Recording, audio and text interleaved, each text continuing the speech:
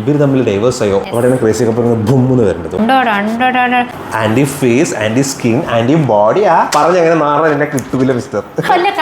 നമ്മളൊക്കെ കായികപരമായിട്ടോ അതിന് നാട്ടിൽ നല്ല പേര് ദോഷമുണ്ടേ. ഞാൻ ബ്രേക്കപ്പ് ആൾക്കാർക്ക് ഒരു മോട്ടിവേഷൻ കൊടുത്തോണ്ടിരിക്കുന്നു.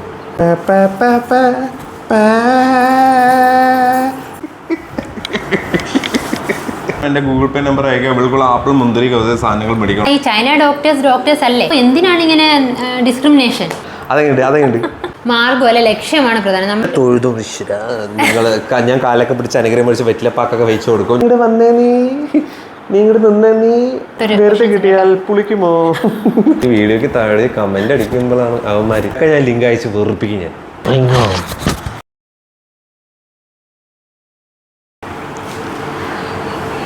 തുടങ്ങി പ്രാവശ്യം.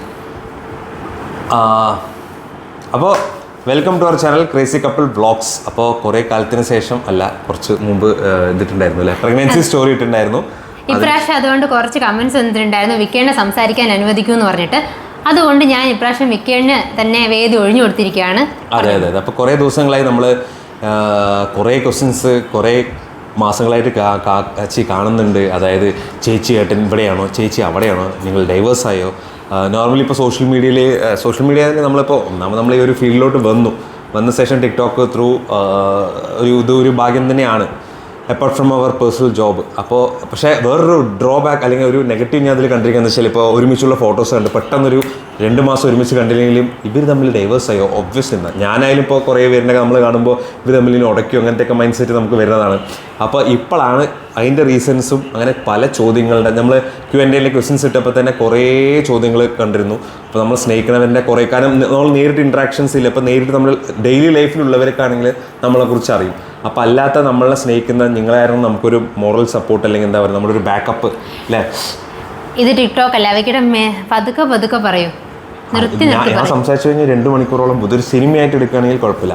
അപ്പോൾ അങ്ങനെ നമ്മളെ ഇഷ്ടപ്പെടുന്ന കുറേ പേരുടെ കുറേ ചോദ്യങ്ങൾക്കുള്ള ഉത്തരമായിട്ടാണ് ഈ വീഡിയോ വന്നിരിക്കുന്നത്. അപ്പോൾ എല്ലാവരും കുറേ മീൻസ് ഇൻസ്റ്റാഗ്രാമിലായാലും ഇതിലായാലും നമ്മൾ കുറച്ച് ചോദിച്ചിട്ടുണ്ടായിരുന്നു എന്തൊക്കെയാണ് നിങ്ങൾക്ക് അറിയേണ്ടതെന്നുള്ളത്. അപ്പോൾ അതിനുള്ള ഉത്തരങ്ങൾ നമുക്ക് നോക്കാം ഈ വീഡിയോയിലൂടെ. അവിടെയാണ് ക്രേസി കപ്പിൾ ബുമ്മെന്ന് വരേണ്ടത്. ഓക്കെ,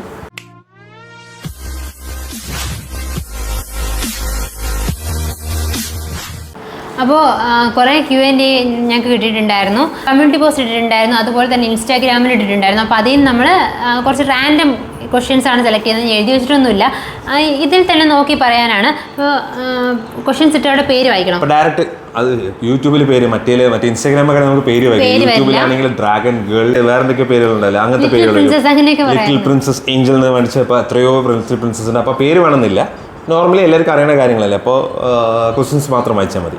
ഓക്കെ, അപ്പോൾ ആദ്യത്തെ ചോദ്യത്തിലോട്ട് പോവാം. വിക്കി ചേട്ടൻ്റെ സൗന്ദര്യത്തിൻ്റെ രഹസ്യം പറയാവോ? Aunty face, aunty skin, aunty ബോഡിയാ.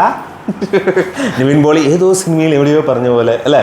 അപ്പോൾ അത് എൻ്റെ സൗന്ദര്യ രഹസ്യം ഗൈസ്. ഞങ്ങൾ അതായത് രാവിലെ 5 മണിക്ക് എണീച്ചിട്ട് സുഖമായിട്ട് കിടന്നുറങ്ങുന്നല്ല, ഒന്നും ചെയ്യുന്നില്ല. അത് ഇനിയിപ്പോൾ ഞാൻ ഉത്തരം പറയുന്നില്ല, കാര്യം വല്ല എൻ്റെ കൂട്ടുകാരെ അപ്പുറത്ത് മെസ്സേജ് അയച്ചായിരിക്കും സാറിന് പറഞ്ഞങ്ങനെ മാറാൻ എന്നെ കിട്ടുന്നില്ല മിസ്റ്റർ.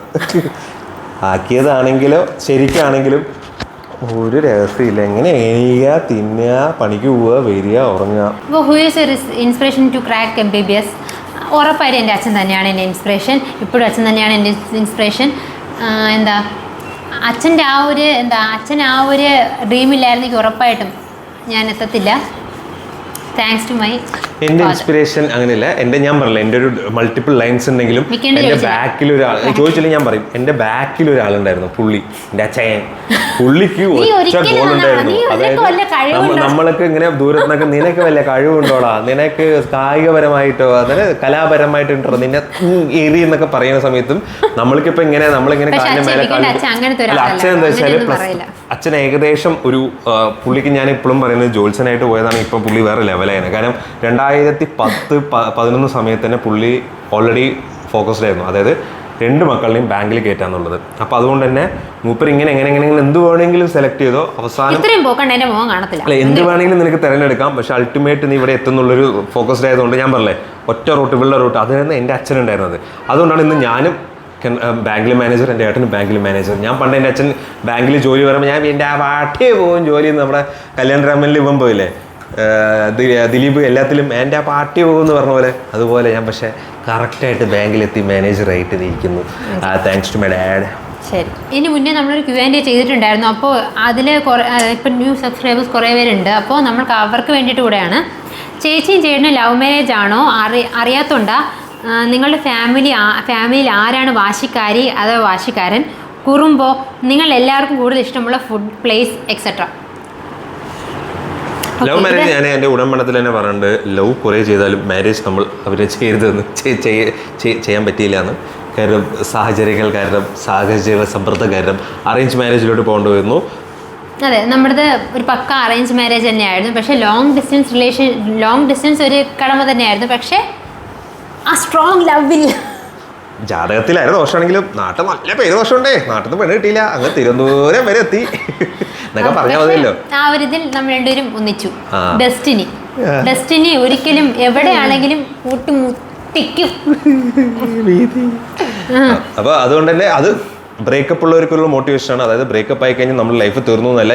ഈ നമ്മൾ എപ്പോഴും എല്ലാ ബ്രേക്കപ്പ് നോർമൽ എൻ്റെ ബ്രേക്കപ്പ് എൻ്റെ ഫ്രണ്ട്സ് സർക്കിൾ എല്ലാം എന്നെപ്പോലെ തന്നെ ലോക ഉടായ്പകളായതുകൊണ്ട് നമ്മൾ എപ്പോഴും കാണുന്നതാണ് ബ്രേക്കപ്പ് ആയി കഴിഞ്ഞാൽ ഇനി എൻ്റെ ലൈഫിൽ പെണ്ണില്ല എന്ന് പറഞ്ഞാൽ ഉറപ്പാണ് 6 മാസം സെറ്റ് ആവുന്നത്. ഫാമിലിയിൽ ആരാണ് വാശിക്കാരി അതോ വാശിക്കാരൻ? ഞാൻ ബ്രേക്കപ്പ് ആൾക്കാർക്ക് ഒരു മോട്ടിവേഷൻ കൊടുത്തോണ്ടിരിക്കുകയായിരുന്നു. ഇഷ്ടം. അതുകൊണ്ട് നമ്മൾ ഇതിൽ ബ്രേക്കപ്പ് ആയ കുറേ പേര് ഉണ്ടാവുമായിരിക്കും, അല്ലെങ്കിൽ എല്ലാവരും ഉണ്ടാവും. അത് പക്ഷെ നിങ്ങൾ വിചാരിക്കേണ്ട ഒരു കാര്യം മാത്രമേ എനിക്ക് പറയാനുള്ളൂ. ഈ ബ്രേക്കപ്പ് ആയതിനു ശേഷം പിന്നെ ലൈഫുണ്ട്. പക്ഷെ ആ ലൈഫ് അതൊരു 1.5 ലൈഫാണ്. അല്ല, അതിൽ നമ്മളെന്താ പറയുക, വേറൊരു ബെനിഫിറ്റ് എന്താ വെച്ചാൽ ഇപ്പം നമ്മൾ തിരഞ്ഞെടുത്ത ഒരു ലവ് മാരേജ് ആണെന്നുണ്ടെങ്കിൽ നാളെ വലിയ പ്രശ്നം ഉണ്ടെങ്കിൽ തന്നെ നമ്മൾ ഒറ്റപ്പെട്ടു പോകും. നിൻ്റെ അടുത്ത് അപ്പോഴും പറഞ്ഞല്ലടാ അത് വേണ്ടാന്ന്. നമ്മൾ അറേഞ്ച് മാരേജ് ആണെങ്കിൽ നിങ്ങൾ അപ്പോഴും ഞാൻ പറഞ്ഞില്ല അവിടെ നമുക്ക് വീട്ടുകാരെ തിരിച്ച് ചോദ്യം ചോദിക്കാം.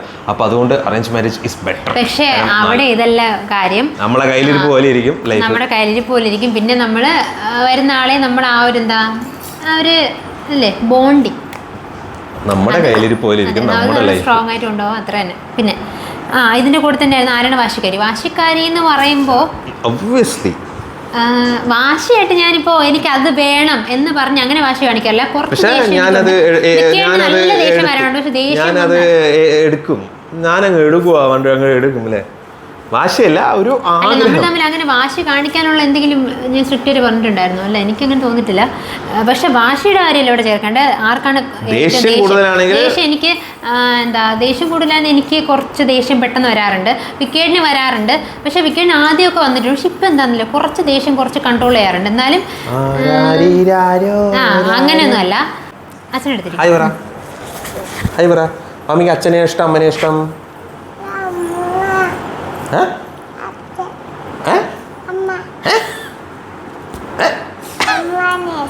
ശരിക്കും പറ, അച്ഛനെ ഇഷ്ടം അമ്മനെ ഇഷ്ടം? അച്ഛനെ ഇഷ്ടം.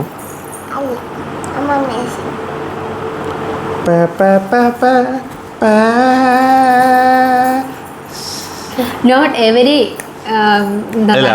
അവള് നോർമലി അവള് അത് വെറുപ്പിക്കുകയാണ്.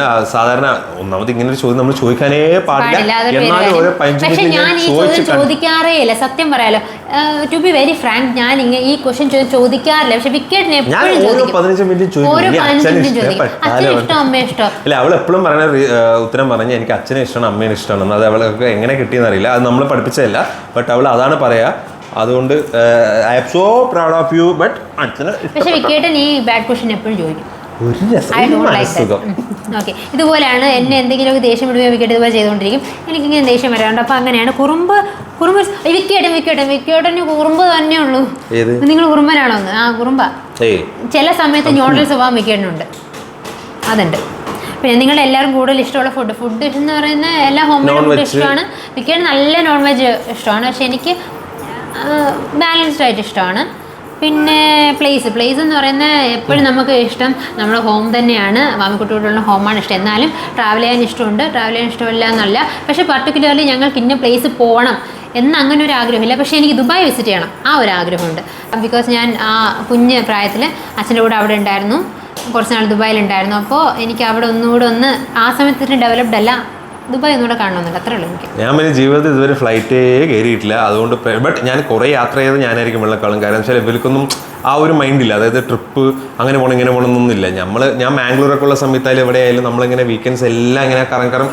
അതായത് എൻ്റെ ഒരു മോട്ടീവ് പറഞ്ഞു കഴിഞ്ഞാൽ ടു ബി വിത്ത് എവിടെയാണെങ്കിലും with my friends, family okay, but ഫ്രണ്ട്സിന്റെ കൂടെയുള്ള ഏറ്റവും കൂടുതൽ ഫാമിലിയെക്കാട്ടിലും ഫ്രണ്ട്സിന്റെ കൂടെ പോകുന്നതാണ് താല്പര്യം. പക്ഷെ എനിക്ക് അങ്ങനെ, എനിക്ക് ഫാമിലിയുടെ കൂടെ അവിടെ റെസ്ട്രിക്ഷൻസ് ഉണ്ടാവില്ല, ഒന്നും ഉണ്ടാവില്ല, സുഖമാണ്, ആരും പോയാൽ. പക്ഷെ എനിക്ക് അങ്ങനെയല്ല. എനിക്ക് നമ്മുടെ അമ്മമാരും നമ്മുടെ അമ്മയും അച്ഛനും ഒക്കെ ഏജ്ഡ് ആയിരിക്കും. നമ്മുടെ ഫാമിലിയായിട്ട് എൻ്റെ ഒരു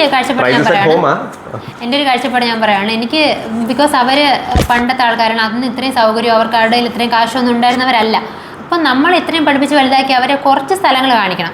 നമ്മളെ കൂടെ മിങ്കിൾ ചെയ്യുമ്പോഴാണ് അവർ കുറച്ച് ഹാപ്പി ആവുന്നത്. അത് വേറെ ഫ്രണ്ട്സിനൊപ്പം പോകണം, എല്ലാവർക്കും അറിയാൻ പറ്റും. നമുക്ക് ഡെസ്റ്റിനേഷൻ അല്ല, ജേണിയാണ് ഇമ്പോർട്ടൻ്റ് ഏറ്റവും കൂടുതൽ തോന്നുന്നതാണ്. കാരണം പോകുന്ന റൂട്ട് അല്ലെങ്കിൽ നമ്മളെല്ലാവരും അത് എവിടെ പോയി ഞാൻ ഇതുവരെ ഫ്രണ്ട്സിനൊപ്പം ട്രിപ്പ് പോയിട്ട് ഒരു സ്ഥലം കണ്ടതായിട്ട് എനിക്കില്ല. കറങ്ങുന്ന ഫാൻ മാത്രമേ കണ്ടതായിട്ടുള്ള ഓർമ്മയുള്ളൂ. ഞാൻ ഫാമിലിയോട് കൂടെ പോകാനാണ് കൂടുതൽ ഇഷ്ടപ്പെടുന്ന ഒരാളാണ്. അപ്പോൾ കാരണം നമ്മൾ ഇത്രയും പഠിപ്പിച്ച് വലുതാക്കിയവരാണ്. അപ്പോൾ അവരുടെ കൂടെ ടൈം സ്പെൻഡ് ചെയ്യുക. കാരണം അവർ നമ്മളുടെ ഏജ് ആയിക്കൊണ്ടിരിക്കും, ഓൾഡ് ഏജിലോട്ട് വരുവാണ് അവർ. അപ്പോൾ അവർക്ക് കുറച്ചുകൂടെ സന്തോഷം കൊടുക്കുക, ഇതാണ് എനിക്ക് കുറച്ചുകൂടി താല്പര്യം. പച്ചയ്ക്ക് പറഞ്ഞു കഴിഞ്ഞാൽ രണ്ടേ ഉള്ളൂ. ഫ്രണ്ട്സിനൊപ്പം പോകുമ്പോൾ കയ്യിൽ കുപ്പി, ഫാമിലിയൊപ്പം പോകുമ്പോൾ കയ്യിൽ കുട്ടി. പക്ഷെ അങ്ങനെയല്ല, രണ്ട് രീതിയിലുള്ള ഒരു ഹാപ്പിനെസ് ആണ്. എനിക്ക് ആ ഒരു ഹാപ്പിനെസ് ആണ് കുറച്ചുകൂടെ താല്പര്യം. രണ്ട് നമ്മൾ ബാലൻസ് ചെയ്ത് കൊണ്ടുപോകണം, എന്നാലും ലൈഫൊക്കെ ബാലൻസ് ചെയ്യാൻ പറ്റുള്ളൂ കേട്ടോ. അതാണ് ഞാൻ പറഞ്ഞത്, കയ്യിലിരിപ്പ് അനുസരിച്ചിരിക്കും. The story behind the name മാമിക, അത് വിക്കിയേട്ടന്റെ തന്നെ സൃഷ്ടിയാണ്. ഞാൻ ഇങ്ങനെ ആലോചിച്ച് നോക്കുമ്പോൾ വിരാട് കോഹ്ലി മകള് മാമിക എന്ന് പേരിട്ടു. അപ്പൊ ഞാൻ വിട്ടു. പക്ഷെ ഇതൊന്നും അല്ല സത്യം. അതിന് പിന്നെ ഒരു സ്റ്റോറി ഉണ്ടായിരുന്നു. അപ്പോൾ നമ്മൾ കുറേ കുട്ടി എനിക്കിതിന് മുമ്പേ കുറേ പേരൊക്കെ ആലോചിച്ചിട്ടുണ്ട്. പക്ഷെ എല്ലാവരും എൻ്റെ വയറണ്ട് പറഞ്ഞു ബോയ് ബേബി ആയിരിക്കും. അവിടെ ഞാൻ കുറേ പേര് ചൂസ് ചെയ്ത് വെച്ചിട്ടുണ്ടായിരുന്നു. ഞങ്ങളുടെ ആഗ്രഹം പോലെ ഒരു ബേബി ഗേളാണ് വന്നത്. അപ്പോൾ ആ സമയത്താണ് വിരാട് കോഹ്ലി, അനുഷ്ക ദമ്പതിമാർക്കും വാമിക എന്നുള്ള കുഞ്ഞുണ്ടായി. അപ്പോൾ നമ്മൾ ചൂസ് ചെയ്ത് 2 പേരാണ്. വാമിക ആ പേര് നന്നായിട്ട് ഇഷ്ടപ്പെട്ടു. പിന്നെ ജാൻവി എന്നുമായിരുന്നു. പക്ഷെ എനിക്ക് സത്യം പറഞ്ഞ ജാൻവി ഇടാനായിരുന്നു നല്ല താല്പര്യം. എനിക്ക് പക്ഷെ വാമിക എന്തോ പെട്ടെന്ന് ഇഷ്ടപ്പെട്ടു പോയി. കോഹ്ലിന്റെ പേര് കൊണ്ട് കോഹ്ലിന്റെ കുട്ടിക്കിട്ട് എൻ്റെ കുട്ടി ഭയങ്കര ആവുന്ന മട്ടെന്നല്ല, ബട്ട് നമുക്ക് ആ പേരിനുള്ള ഇഷ്ടം തോന്നില്ല. വാമിക പറയുമ്പോൾ ഓക്കെ, വാമിക വിഘ്നേഷ് നല്ല റൈമിങ്ങിൽ കൊള്ളാം. ജാൻവി ഞാൻ പിന്നെ ഓൾറെഡി കേട്ടിട്ടുണ്ട് കുറച്ചും കൂടി. വാമിക ഞാൻ കേട്ടിട്ടുണ്ടായിരുന്നില്ല, അതുകൊണ്ടായിരിക്കാം. വാമി കുട്ടിയെ കൊണ്ട് എങ്ങനെയാണ് വീഡിയോസ് ചെയ്യിക്കുന്നത്? ഇപ്പം ഞാൻ പറഞ്ഞു കൊടുക്കും ഒരു ഡയലോഗ്, അതുപോലെ അവൾ തിരിച്ച് പറയുമ്പോൾ ആ ഒരു ഷോട്ട് അപ്പുറത്ത് ഒരാൾ ക്യാമറ വേണം, ആ സമയത്ത് കിട്ടി. അങ്ങനെയാണ് കുട്ടികളെ ഒരു അരമണിക്കൂർ വീഡിയോ എടുത്തു കഴിഞ്ഞാൽ നമുക്കൊരു 15 സെക്കൻഡ് നല്ല ഷോട്ട് കിട്ടും. അപ്പോൾ അതിന് കട്ട് ചെയ്ത് എടുക്കുക. പിന്നെ ഞാനൊന്ന് ചിരിച്ചാലേ ഈ വീഡിയോയിലുള്ളൂ, കാരണം പിന്നെ ജീവിതത്തിൽ അവൾ ചിരിക്കൂല, അല്ലേ വാമി? അപ്പോൾ ആ ഒരു കണ്ടന്റ് ഒക്കെ എങ്ങനെയാണ് കിട്ടുക? സത്യം പറഞ്ഞാൽ കണ്ടന്റ് ഒക്കെ കുറേ റിയൽ ലൈഫ് കണ്ടന്റ്സ് ആണ്. ഇപ്പോൾ നമ്മളിപ്പോൾ കോണ്ടന്റ് സെലക്ട് ചെയ്യുമ്പോഴത്തേക്കും ഇപ്പോൾ മോം ഡോട്ടർ കോണ്ടന്റ്സ് ഒക്കെ ഉണ്ടാവില്ല. അപ്പോൾ പ്രഗ്നൻസി റിലേറ്റഡ്, ഡെലിവറി റിലേറ്റഡ്, അങ്ങനത്തെ ഉള്ള കാര്യങ്ങളൊക്കെ സത്യം പറഞ്ഞാൽ റിയൽ ലൈഫാണ്.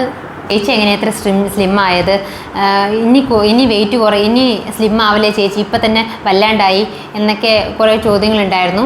എനിക്ക് പഴയ ചേച്ചിനെ ഇഷ്ടം, എനിക്കും പഴയ ചേച്ചിനെ ഇഷ്ടം. അങ്ങനെ ഉണ്ടായിരുന്നു. പിന്നെ ചേച്ചി ഡയറ്റ് പ്ലാൻ ചെയ്യാൻ പറഞ്ഞതാണ്. എനിക്കും പഴയ ചേച്ചിനെയൊക്കെ ഇഷ്ടം. ഡയറ്റ് പ്ലാൻ ചോദിച്ചിട്ടുണ്ടായിരുന്നു. പക്ഷെ സത്യം പറഞ്ഞാൽ ഒരു ഡയറ്റ് പ്ലാനും എടുത്തില്ല സത്യം പറഞ്ഞാൽ. പക്ഷേ ഞാൻ മെലിഞ്ഞു പോയി. ബിക്കോസ് പക്ഷേ എനിക്ക് അങ്ങനെ മെലിഞ്ഞായിട്ട് എനിക്ക് തോന്നുന്നില്ല. ബിക്കോസ് ഞാൻ ആ കല്യാണം കഴിഞ്ഞ സമയത്ത് ഞാൻ 58 കിലോ ഉണ്ടായിരുന്നു. ആ സെയിം വെയിറ്റിലോട്ട് ഞാൻ റിട്ടേൺ ആയി അതേ വെയിറ്റിലോട്ട് വന്നു. അഹങ്കാരം കൂടിയതിൻ്റെ വെയിറ്റ് ആയിരിക്കും. ചബിനെസ് പോയത് ബിക്കോസ് ഐ എം ഏജിങ്. ഞാൻ ഏജ് ആവുന്നു, ഞാൻ വയസ്സാവുമല്ലേ, ഇനി ആ ചബ്നസ് ഉണ്ടാവുമോ? കുഞ്ഞിനെയൊക്കെ മേച്ചും അങ്ങനത്തെ ഒരു ഇതിലാണ് ഇത്ര സ്ലിം ആയത്, അല്ലാതെ വേറൊരു ഡയറ്റ് പ്ലാനും ഇല്ല. പിന്നെ ഷുഗർ കൺട്രോൾ ചെയ്തു, അത് സത്യമാണ്. ഹെൽത്തി ഡയറ്റ് ഫോളോ ചെയ്തു, ഷുഗർ കൺട്രോൾ ചെയ്തു, ഓയിലി ഫുഡ്സ് കൺട്രോൾ ചെയ്തു. ഇത് മാത്രമേ ഞാൻ ചെയ്തുള്ളൂ. അതെ, ഡയറ്റിങ് ഒന്നും ചെയ്തില്ല. പണ്ട് എന്തൊക്കെ കഴിക്കാൻ ചോദിച്ചു, ഒന്നുമില്ല. കുറച്ച് ചിക്കൻ കറി, ഒരു മീൻ കറി, കുറച്ച് ഞാൻ ഇത് കഴിച്ചില്ല, അത് കഴിച്ചില്ല, ഇത് കഴിച്ചു പോവാ. ഞാൻ കഴിക്കാറുണ്ട്. പക്ഷേ അത് ശരിയാണ്. ഡയറ്റ് നിങ്ങളും അതുപോലെ ട്രൈ ചെയ്ത് നോക്കുക. ഷുഗർ ഉറപ്പായിട്ട് നിങ്ങൾ ഡയറ്റിൽ നിന്ന് എടുത്ത് കളഞ്ഞാൽ ഒരു നല്ല ചേഞ്ച് വരും. കാരണം ഇതിൽ ഒരുപാട് ക്വസ്റ്റ്യൻസ് ഉണ്ടായിരുന്നു. മീൻസ് അവർ വെയിറ്റ് ലോസ് ചെയ്യാൻ ആഗ്രഹിക്കുന്നവരുണ്ട്. അതിൽ മെയിൻ പ്രധാന ഘടകം എന്ന് പറയുന്നത് ടീ അവോയ്ഡ് ചെയ്ത് നോക്കൂ. ടീ കഴിക്കാൻ ഭയങ്കരമായിട്ട് ബുദ്ധിമുട്ടുന്നവർ ഒരു സിപ്പൊക്കെ എടുത്ത് നോക്കുക. അങ്ങനെ ഒന്ന് കൺട്രോൾ ചെയ്ത് കുടിക്കുക. ഡെയിലി 2 ടീയിൽ കൂടുതൽ പാടില്ല. അതുപോലെ അതിൻ്റെ അളവും കുറയ്ക്കുക മാക്സിമം പറ്റുമെങ്കിൽ ചായയെ കുടിക്കരുത്. പിന്നെ ഞാനൊരു 1 മന്ത് മാത്രമേ ഇങ്ങനെ ചെയ്തുള്ളൂ. പിന്നെ അപ്പോൾ തന്നെ നല്ലൊരു ചേഞ്ച് വന്നു. പിന്നെ ഞാൻ മാക്സിമം കുറച്ചുകൂടി തടിക്കാൻ ശ്രമിക്കുന്നുണ്ട്, പക്ഷെ ആവുന്നില്ല ഗൈസ്, അതാണ് സത്യം. ഷുഗറൊക്കെ ഇല്ലാതെ എങ്ങനെയാണ് കഴിക്കുക? അതായത് എൻ്റെ ഒരു കഴിക്കാമല്ലോ. അല്ല, ഈയിടെ എൻ്റെ കൂട്ടുകാരൻ ഒരു ഇതുണ്ടായിരുന്നു. അവൻ അത്യാവശ്യം എല്ലാ ദിവസവും വെള്ളമടിക്കും. അപ്പോൾ ആ സമയത്ത് ഇങ്ങനെ കാരണങ്ങൾ നമ്മൾ ഓരോരുത്തർക്ക് പ്രാർത്ഥിക്കാൻ ഓരോ കാരണങ്ങൾ പോലെ ഞങ്ങൾ അങ്ങനെയൊന്നും ഇല്ല, ബട്ട് നമ്മൾ നമ്മുടെ ഏതെങ്കിലും ഒരു ടാർഗറ്റ് ചെയ്തൊരു ഫ്രണ്ടിന് ഉണ്ടാവില്ല. അപ്പോൾ ഈയിടെ അടുത്ത് തന്നെ ടാർഗറ്റ് ചെയ്യുമ്പോൾ അവൻ എന്തോന്നാലും വെള്ളടിക്കും അവനെ പറയാം. അപ്പോൾ ഒരു ദിവസം ഇങ്ങനെ വരുമ്പോൾ എങ്ങനെയാ ഒരു ദിവസം പറയും ഇന്ന് ചിക്കനാണ്, നിങ്ങളാ പച്ചക്കൊക്കെ ചിക്കൻ കഴിക്കുക, വെള്ളമടിച്ചു ചിക്കൻ കഴിച്ചു. പിറ്റേ ദിവസം നോക്കുമ്പോൾ മുട്ടക്കോസ്, എങ്ങനെയാ പച്ചയ്ക്ക് മുട്ടക്കോസ് കഴിക്കുക, അപ്പോൾ അന്നും വെള്ളടിച്ചു, കാരണമായില്ല. പിറ്റേ ദിവസം നോക്കുമ്പോൾ ഒന്നുമില്ല, വെള്ളം കുടിക്കുന്നത്, അപ്പോൾ എങ്ങനെയാ പച്ചയ്ക്ക് വെള്ളം കുടിക്കുക, അപ്പോൾ വെള്ളത്തിൽ വീണ്ടും മദ്യപിച്ച് വീണ്ടും കുടിച്ചു. പിന്നെ അവൻ വീട്ടിൽ പോയി. അവൻ വീട്ടിൽ പോയി കഴിഞ്ഞപ്പോൾ പുറത്ത് പോയി അവൻ വെള്ളടിക്കും. അപ്പോൾ പുറത്ത് പോകാനുള്ള വന്നിട്ട് അവൻ ഷർട്ടൊക്കെ ഊരിട്ട് ഇങ്ങനെ നോക്കുമ്പോൾ അവനെ തന്നെ നോക്കുമ്പോൾ അവൻ പച്ചക്കരിക്കണം, ഞങ്ങളാ പച്ചക്കരിക്കുക, അവൻ വെള്ളമടിച്ചപ്പോൾ അവൻ ഡോസായപ്പോൾ പുറത്ത് പോയപ്പോൾ വീണ്ടും അടിച്ചിട്ട് ഒരുത്തരിട്ട് ഞങ്ങൾ വെറുതെ സംഭവം ഒന്നും ചെയ്തിട്ടൊന്നുമില്ല. നമ്മളിങ്ങനെ ഒരുത്തൻ മാട്ടിയെടുക്കാൻ പറയില്ലേ, അപ്പം അവൻ അതുകൊണ്ടാണ് അവൻ എപ്പോൾ കണ്ടാലേ ഞങ്ങളാ പച്ചക്കറി കഴിക്കുക. അവൻ ഒരു ചെറിയൊരു എന്തെങ്കിലും ഒരു കയ്പൊക്കെ ഉപ്പേരി തന്നാൽ പോലും പറയും ഞങ്ങളാ പച്ചക്ക് പൈപ്പ് കഴിക്കുക, ഫുള്ളാണ്. അപ്പോൾ അങ്ങനെയുണ്ട്. അതുപോലെ തന്നെ എങ്ങനെ ഈ പച്ചക്ക് ചായ കുടിക്കുക പഞ്ചസാര ഇല്ലാതെ, ഇത്രയൊക്കെ ഉള്ളൂ. അല്ലാതെ ഞാൻ പ്രത്യേകിച്ച് ഡയറ്റ് പ്ലാൻ എടുത്ത് അയ്യോ ഞാൻ വെയിറ്റ് കുറയ്ക്കണം എന്ന് പറഞ്ഞാൽ വെയിറ്റ് കുറയ്ക്കുന്നില്ല ഗൈസ്. പ്ലീസ് ആ കമൻറ്റ് ദൈവം ഒന്ന് കുറയ്ക്കൂ. കാരണം ഞാൻ തടി അങ്ങനെയാണ് ചിലരുടെ കമൻസ്, ഇനിയും തടി കുറയ്ക്കല്ലേ. എല്ലാവരും എൻ്റെ ഗൂഗിൾ പേ നമ്പർ അയക്കുക. ഇവൾക്കുള്ള ആപ്പിൾ മുന്തിരി കൗത സാധനങ്ങൾ മേടിക്കാനുള്ള ഫണ്ട് എനിക്ക് അയച്ചു തന്നതായി ദൈവം അയച്ചു തന്നു. ഞാൻ ഇവൾക്ക് നല്ല ഹോർലിക്സ് ബൂസ്റ്റ് എല്ലാം മേടിച്ചു കൊടുത്തിട്ട് എൻ്റെയും ഇവളുടെയും മോളുടെയും ആരോഗ്യം സൂക്ഷിക്കുന്നതായിരിക്കും. How did your YouTube channel start? I mean, who took the decision to start a channel, or whose idea was this?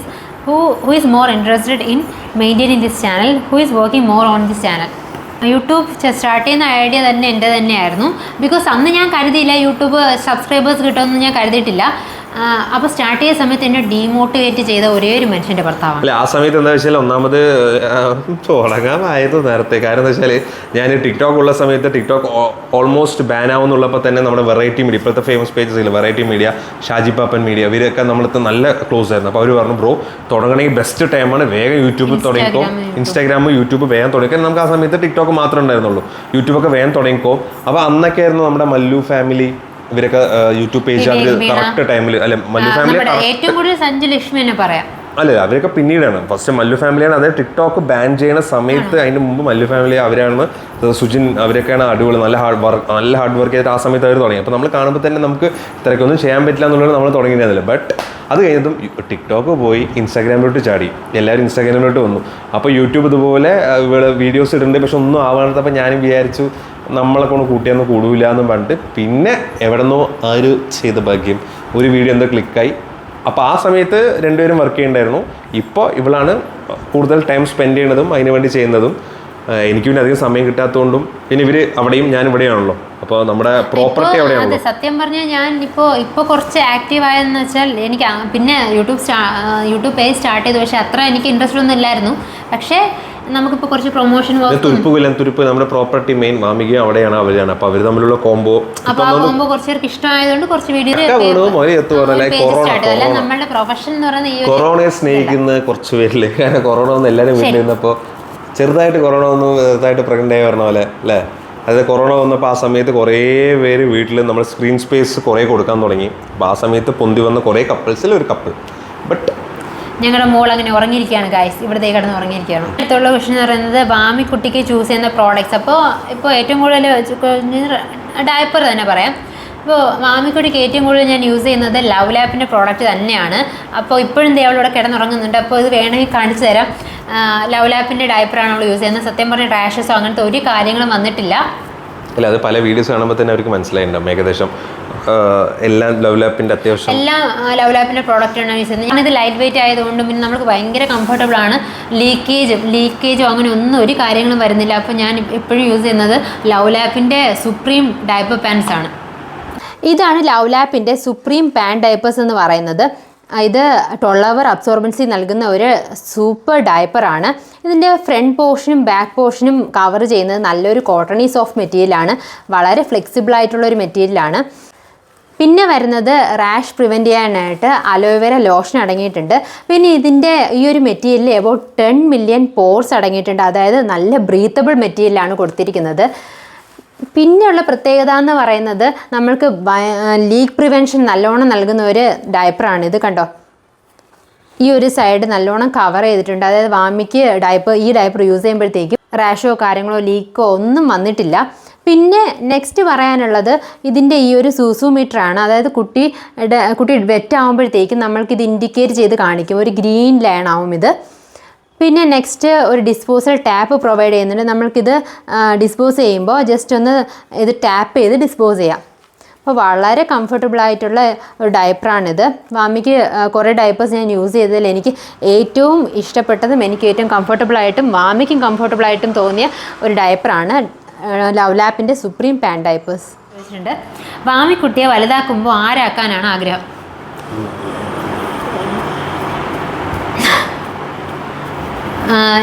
ഇപ്പോഴത്തെ ജനറേഷനാണ് എന്തെങ്കിലുമൊക്കെ പഠിച്ച് ജോലി വെച്ചിട്ട് അച്ഛനെ നോക്കിയാ മതി, എന്റെ പൊന്നോ എന്നുള്ളൂ. കാരണം ഈ ഒരു ഞാൻ ആഗ്രഹിക്കുന്നത് ഈ നമ്മുടെ കുട്ടികൾ, ഇപ്പോഴത്തെ കുട്ടികളെ നമ്മളെ നോക്കുമെന്നുള്ളൊരു പ്രതീക്ഷ പോലും വെക്കരുത് എന്നാണ് ഞാൻ ഇപ്പോൾ ആലോചിക്കുന്നത്. സത്യം പറഞ്ഞാൽ ഇപ്പോഴത്തെ ജനറേഷൻ അങ്ങനെയാണ്.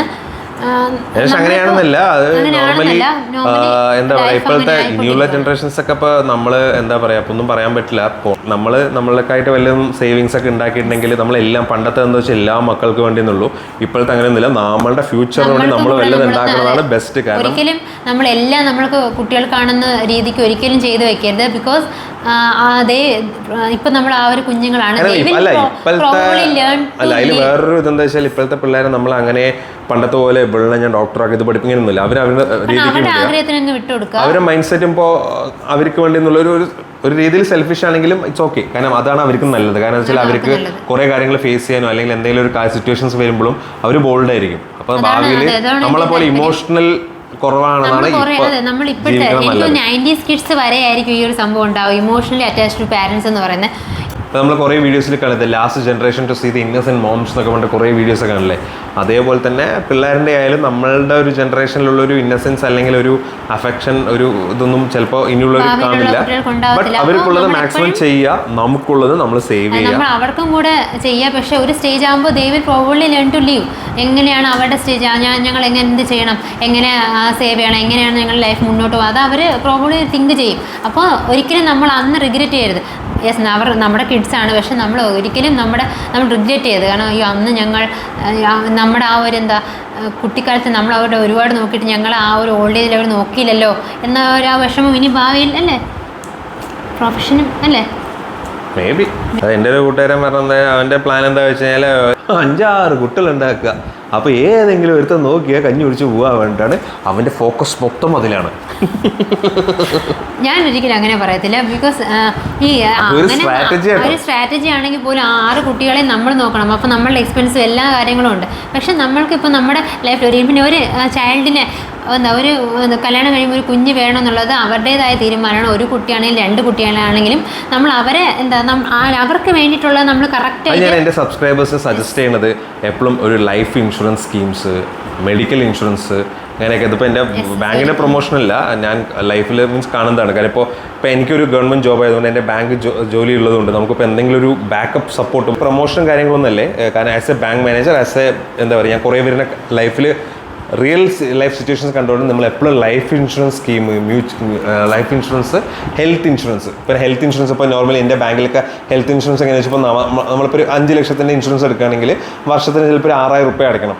അപ്പോൾ എല്ലാവരും ചോദിക്കുന്ന ചോദ്യമാണ്, സാറേ അതായത് നമ്മൾ ഹോസ്പിറ്റലിൽ അഡ്മിറ്റ് ആയി കഴിഞ്ഞാൽ നമുക്ക് എന്തെങ്കിലും ഫണ്ട് കിട്ടും. അപ്പോൾ സാറേ അതൊന്നും കിട്ടിയില്ലെങ്കിലോ, അതായത് നമ്മൾക്ക് സന്തോഷം പ്രാർത്ഥിക്കുക ഒന്നും വന്നില്ലല്ലോ വേണ്ട, അല്ലാതെ 6,000 രൂപ വെറുതെ പോയെന്നല്ല. നമുക്ക് നമ്മുടെ ഏർലി ഏജിൽ തന്നെ നമ്മളിത് എടുത്തു കഴിഞ്ഞാൽ ഇത് അടച്ച പൈസ വെറുതെ പോയെന്നല്ല, എനിക്ക് ഇത്രയും ബെനിഫിറ്റ്സ്, ഞാൻ ആ ഒരു സീനിയോറിറ്റി ഇതിൽ പോകുന്നത്. അപ്പോൾ നമുക്ക് വെച്ചാൽ ഹോസ്പിറ്റലിൽ പെട്ടെന്നൊരു ആവശ്യം വരുമ്പോൾ നമുക്ക് എപ്പോഴും കുടുംബക്കാരുണ്ടാവുക, ആരും നമ്മൾ ചെയ്താലേ നമുക്ക് ഉണ്ടാവുള്ളൂ എന്ന് എല്ലാവർക്കും അറിയാം. അപ്പോൾ അതുകൊണ്ട് തന്നെ ഒരു ബാക്കപ്പ് പ്ലാനാണ് ഇതൊക്കെ. അപ്പോൾ അത് ചെയ്യുക. ലൈഫ് ഇൻഷുറൻസ് പറയുന്നത് ഒബ്വിയസ്ലി നമ്മളിപ്പോൾ നമ്മുടെ ഫ്യൂച്ചറിനുണ്ട്. നമ്മൾ എന്തെങ്കിലും സംഭവിച്ചു, ഇപ്പോൾ ഞാൻ കുറേ ലോൺ എടുത്ത് വെച്ചിട്ടുണ്ട്, നാളെ ഞാൻ നാട്ടിൽ പോയി കഴിഞ്ഞാൽ അവൾ പറയും ഈ മനുഷ്യൻ കുറേ ലോൺ എടുത്ത് എൻ്റെ തലയിലാക്കി വെച്ചൊന്നും പറയരുതല്ലോ. അതിന് വേണ്ടിയിട്ടാണ് ലൈഫ് ഇൻഷുറൻസ്. അതായത് നമ്മുടെ ലൈഫ് കവർ എന്ന് പറയുന്നത്, ഈ ലൈഫ് ഇൻഷുറൻസ് നോർമലി നമുക്കുള്ളതല്ല, നമ്മുടെ നോമിനി നമ്മളെ ചത്താലും നമ്മളെ പ്രാകാതിരിക്കാൻ വേണ്ടിയിട്ടാണ്. കാരണം നമ്മൾ കഴിഞ്ഞാലും നമ്മുടെ കുറച്ച് ബാക്കപ്പ് പ്ലാൻസ് ഇല്ലേ, അതെല്ലാം. അപ്പോൾ അതൊക്കെ എല്ലാവരും ചേരുക. അത് എൻ്റെ ഒരു കുറച്ച് അത്യാവശ്യം കുഴപ്പമില്ലാത്തൊരു എക്സ്പീരിയൻസ് ഉള്ള ഒരു ബാങ്ക് മാനേജറായിട്ട് സജസ്റ്റ് ചെയ്യാണ്. നിങ്ങളുടെ ഫാമിലീസും വീട്ടുകാരത്തൊക്കെ പറയുക. കാരണം ഒരു 70 കഴിഞ്ഞ് കഴിഞ്ഞാൽ മെഡിക്കൽ ഇൻഷുറൻസ് ഒന്നും കിട്ടില്ല. അപ്പോൾ വീട്ടുകാരത്ത് സജസ്റ്റ് ചെയ്തിട്ട് എത്രയും പെട്ടെന്ന് എടുക്കുക. കാരണം ഹോസ്പിറ്റലൊക്കെ പെട്ടെന്ന് വയസ്സാകും തോറും നമ്മുടെ കയ്യിൽ വെച്ച് നമ്മുടെ ഇപ്പോഴത്തെ ഫുഡ് ഒരു ഇതൊക്കെ വെച്ചിട്ട് നമ്മൾ വേണമെങ്കിൽ എന്ത് വേണമെങ്കിൽ സംഭവിക്കും. അപ്പോൾ ടേക്ക് കെയർ. നിങ്ങളുടെ നെക്സ്റ്റ് പ്ലാൻ എന്താണ്? സത്യം പറഞ്ഞ ഒരു പ്ലാനും ഇല്ല. So simple. ആൻസർ വളരെ സിമ്പിളായിപ്പോയി. സത്യം പറഞ്ഞാൽ എനിക്ക് വലിയ പ്ലാനൊന്നുമില്ല. കാരണം നമ്മുടെ ലൈഫ് ഇപ്പോൾ ഒരു കുട്ടി, ഭർത്താവ്, ഇത് അപ്പോൾ നമ്മൾ ഇനി ഫ്യൂച്ചർ എന്താണെന്ന് ചിന്തിച്ചുള്ള ടെൻഷൻ അടിക്കണമല്ലോ. നമ്മൾ പ്രസൻറ്റ് എന്ത് ചെയ്യുന്നു അതങ്ങ് ചെയ്തു പോവാം. ഫാമിലിയെ പറ്റി പറയാമോ? ഫാമിലിയെ പറ്റിയല്ലേ ഞങ്ങൾക്ക്. ഓക്കെ. എനിക്ക് അച്ഛൻ, അമ്മ, ഏട്ടൻ, ഏട്ടൻ്റെ വൈഫ്, ഏട്ടൻ്റെ കുട്ടി, ഒരു ഭാര്യ, ഒരു മകൾ. നിനക്കും? എനിക്ക് അച്ഛനെ പറയാൻ പറ്റില്ലല്ലോ. എൻ്റെ വീട്ടിൽ അമ്മയുണ്ട്, ഇപ്പോൾ അനിയനുണ്ട്. ഇപ്പോൾ അച്ഛൻ 5 months മുൻപ് പറയുമ്പോൾ തന്നെ സങ്കടമുണ്ട്. പിന്നെ ഒരു ഭർത്താവ്, കുട്ടി. Next question. ചേച്ചിയുടെ വീട്ടിലാണോ ചേച്ചി നിൽക്കുന്നത്? ഒന്നും വിചാരിക്കല്ലേ, വേറൊന്നും കൊണ്ട് ചോദിച്ചതല്ല. ന്യൂ സബ്സ്ക്രൈബർ ആണ് കേട്ടോ. സോ ചേട്ടനെ മാത്രമേ വീഡിയോസിൽ കാണുന്നുള്ളൂ, അതുകൊണ്ടാണ് ചോദിച്ചത്. ഇതാണ് കുറേ പേർക്കും അറിയേണ്ട ചോദ്യം. ചേച്ചിയും ചേട്ടനും ഇപ്പോൾ എവിടെയാണ്? നോർമലി എല്ലാവരും കുറേ, ഞാൻ എൻ്റെ വീട് പാലക്കാടാണ്, ഇവളുടെ വീട് ട്രിവാൻഡ്രമാണ്. ഞാൻ ട്രിവാൻഡ്രംകാരിയാണ്. അപ്പം നമ്മൾ ആ ടിക്ടോക്ക് സമയത്തായിരുന്നു നമ്മൾ മാംഗ്ലൂർ ഉണ്ടായിരുന്നത്. അതിനുശേഷം ഡെലിവറി ആയി പാലക്കാട് വന്നു. ഇവിടെ ആയിരുന്നു. ഇവള് ഹൗസ് സർജൻസി പാലക്കാട് തന്നെയാണ് ചെയ്തിട്ടുണ്ടായിരുന്നത്. ഇന്റേൺഷിപ്പ് ചെയ്തത് പാലക്കാട് ഡിസ്ട്രിക്ട് ഹോസ്പിറ്റലാണ്. ആ സമയത്താണ് അച്ഛന് കുറച്ച് വയ്യായ്കയായി. എൻ്റെ ഇന്റേൺഷിപ്പ് എൻഡിങ് പീരീഡ് സമയത്ത് അച്ഛന് വയ്യായ്കയായി. അപ്പോൾ എനിക്ക് അങ്ങോട്ട് പോവേണ്ടി വന്നു.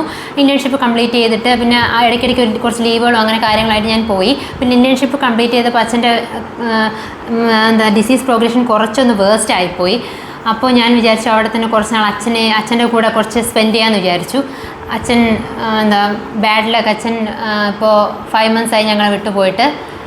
അതുകൊണ്ട് ഞാനിപ്പോൾ അമ്മയും ഒറ്റയ്ക്കും പിന്നെ അനിയനും ഉണ്ട്. അനിയൻ ദുബായിൽ വർക്കിംഗ് ആയിരുന്നു, എഞ്ചിനീയറാണ് അവൻ. അപ്പോൾ നാട്ടിൽ വന്നിട്ടുണ്ട്. അപ്പോൾ കുറച്ചൊന്ന് ഫാമിലിയെ സപ്പോർട്ട് ചെയ്യാനായിട്ട് അമ്മയുടെ കൂടെ നിൽക്കാമെന്ന് വിചാരിച്ചു. അപ്പോൾ അമ്മയ്ക്ക് ഒരു നല്ലൊരു അല്ലെ, കുട്ടിയും കൂടെ ഉള്ളതുകൊണ്ട് ഒരു ലൈഫ് കുറച്ചുകൂടെ നല്ല പീരീഡ് ആയിരിക്കും ഇപ്പോൾ എന്ന് എനിക്ക് തോന്നി. അതാണ് മെയിൻ റീസൺസ്.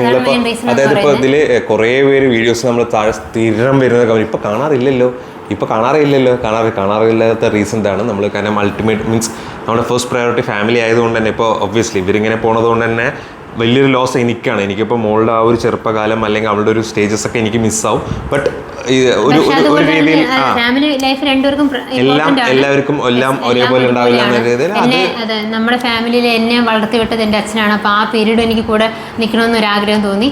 ഇപ്പോഴും നമ്മൾ ആ ഒരു ചിലത് റീപ്ലേസ് ആവണത് ചിലപ്പോൾ ഇപ്പോൾ എന്താ പറയുക, ഇപ്പോൾ വാമിൻ്റെ ഒരു പ്രസൻസ് ഒക്കെ ആയിരിക്കും ഭയങ്കരമായിട്ടുള്ളൊരു റീപ്ലേസ്മെന്റ് ആവില്ല ഒരിക്കലും, ബട്ട് ഒരു റിലീഫ് എന്നൊക്കെ പറയില്ല. അപ്പൊ അതുകൊണ്ട് തന്നെയാണ് അപ്പൊ നമ്മൾ ആ വീഡിയോസിനോ അല്ലെങ്കിൽ അങ്ങനത്തെ ഒരു സാധനത്തിനൊന്നും വലിയ പ്രയോറിറ്റി കൊടുത്തിട്ടുണ്ടായിരുന്നില്ല. പിന്നെ നമ്മുടെ ഫാമിലി അതിനോട് അതൊന്നും റിക്കവർ ആയിട്ടില്ല. കാരണം പെട്ടെന്നായിരുന്നു അച്ഛൻ അത്ര ആക്റ്റീവ് ആയിരുന്നു. പെട്ടെന്നായിരുന്നു ഞങ്ങളെ വിട്ട് പോയതല്ലേ. വിക്കേണ്ട അതൊരു ഞങ്ങൾക്ക് ഷോക്ക് തന്നെയായിരുന്നു. എനിക്ക് വല്ലാത്ത ഡാഡി സിറ്റിൽ പ്രിൻസസ് അത് തന്നെയായിരുന്നു. ടിക്കറ്റിന് ഇപ്പോൾ എങ്ങനെയാണ് വാമിക്കുട്ടി അതുപോലെ തന്നെയാണ്. ഞാൻ കനറ ബാങ്കിൽ കുറേ ചോദ്യങ്ങളുടെ ഉത്തരം കൂടിയാണ്. ഞാൻ കനറ ബാങ്കിൽ മാനേജറായിട്ട് വർക്ക് ചെയ്യാണ്. അപ്പോൾ ഞാൻ വീടിൻ്റെ അവിടെ തന്നെയാണ്, ഒലോക്കോട് തന്നെയാണ് വർക്ക് ചെയ്യുന്നത്. ഇവിടെ അവിടെയാണ്. അപ്പോൾ ഒബ്വിയസ്ലി നമ്മുടെ പ്രൊഫഷണൽ ലൈഫ്, കാരണം നമ്മളൊരു ബേസിക് ഇപ്പം നമ്മൾ ടിക്ടോക്കിലൂടെയും യൂട്യൂബിലൂടെയും നിങ്ങൾക്കറിയാമെന്നുണ്ടെങ്കിലും നമുക്കൊരു ഐഡൻറ്റിറ്റി അല്ലെങ്കിൽ ഒരു ഇതുള്ളത് നമ്മളെ കനറ ബാങ്ക്. ഇപ്പം ഞാനൊരു ചെറുപ്പത്തിൽ തന്നെ ജോലി കയറിയതുകൊണ്ട് നമുക്കൊരു ഐഡൻറ്റിറ്റി ഉണ്ടാക്കിയത് നമ്മുടെ ബാങ്കാണ്. അപ്പോൾ അത് വിട്ടിട്ടുള്ളൊരു വേറെ ഒന്നും നമുക്കുണ്ടല്ലോ. അപ്പോൾ ഫസ്റ്റ് പ്രയോറിറ്റി നമ്മുടെ ജോബ് തന്നെയാണ്. കാരണം അതുകൊണ്ടാണ് അതിലേക്ക് കൊടുത്തിട്ട് ബാക്കിയുള്ള സമയം ഇതിലോട്ട് എത്തിയത്. നമുക്ക് ഫുൾ ടൈം ഇതിലോട്ട് കൊടുക്കാത്തതിൻ്റെ റീസണും അത് തന്നെയാണ്. പിന്നെ കുറച്ച് പുതിയ സബ്സ്ക്രൈബേഴ്സിൻ്റെ ചോദ്യം എന്താണെന്ന് പറഞ്ഞാൽ വിക്കേണ്ടിനെ ഇപ്പോൾ ചോദിച്ചാണ്, നിങ്ങൾ രണ്ടുപേരുടെ പ്രൊഫഷൻ എന്താണ്, വിക്കേണ്ട് എന്ത് ചെയ്യുന്നു, ആശ ചേച്ചി എന്താ ചെയ്യുന്നതെന്നാണ്.